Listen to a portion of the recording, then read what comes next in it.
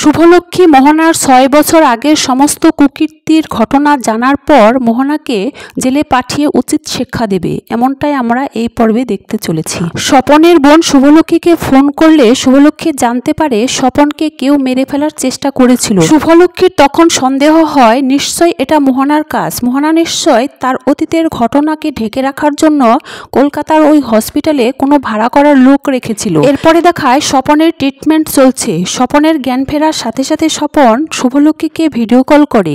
শুভলক্ষ্মী বলে, স্বপনদা তুমি ঠিক আছো? স্বপন বলে, হ্যাঁ আমি ঠিক আছি। তুমি একজন নার্সের নম্বর নাও, ওনাকে ফোন করলে তুমি মোহনার সম্পর্কে সমস্ত কিছু জানতে পারবে। শুভলক্ষ্মী তখনই নার্সকে ফোন করে মোহনার সম্পর্কে জানতে চায়, আর নার্স মোহনার নাম শোনা মাত্র ফোন কেটে দেয়। শুভলক্ষ্মী তখন বারবার করে নার্সকে ফোন করতে থাকে। অবশেষে নার্স মোহনার ৬ বছর আগের ঘটে যাওয়া ঘটনাগুলো শুভলক্ষ্মীকে বলতে থাকে। শুভলক্ষ্মী তখন চমকে ওঠে। কলকাতায় একজনকে খুন করে আকাশের সাথে নিউ ইয়র্কে চলে এসেছে মোহনা, আর ওই খুনের কেসটা এখনো সমাধান হয়নি। এরপর শুভলক্ষ্মী নার্সকে রিকোয়েস্ট করে সব প্রমাণ জোগাড় করতে।